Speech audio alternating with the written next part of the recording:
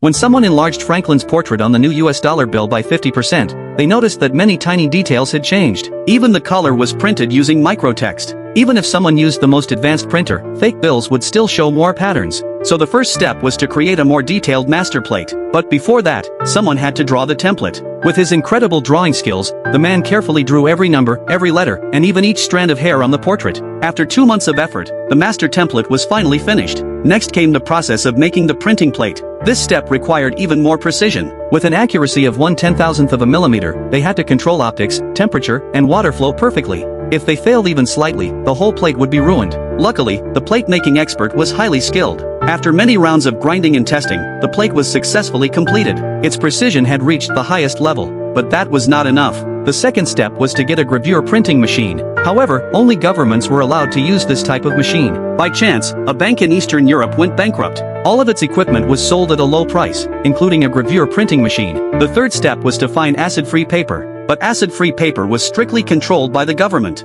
Fortunately, the leftover materials from the annual money printing process were all sent to the Communications Bureau to print phone books. So they disguised themselves as a charity and claimed they needed to print comic books for children. They gained the Bureau's trust and successfully purchased 500 tons of acid-free paper. The fourth step was the watermark. Watermarks were made during the paper-making process, which was impossible for them to replicate directly. But they found inspiration in traditional Chinese ink paintings. Based on the thickness of rice paper, a painting could be separated into 3 layers. So they planned to create a fake watermark and sandwich it between 2 sheets of paper, then press the 3 layers into one. This method could recreate the appearance of a real watermark. Now, everything was ready except for the color-shifting ink. This ink was the core of making money, but it was so rare that it could not be bought. So the artist went to Canada and planned a robbery. He blocked the road using a farm machine and confronted the guards. Gunshots rang out in the distance, and the tires began to deflate. The guards were taken down one by one. Under heavy fire, the artist and his team quickly took control. That was how they got the color-shifting ink. Soon, the printing machine started producing the new US dollars.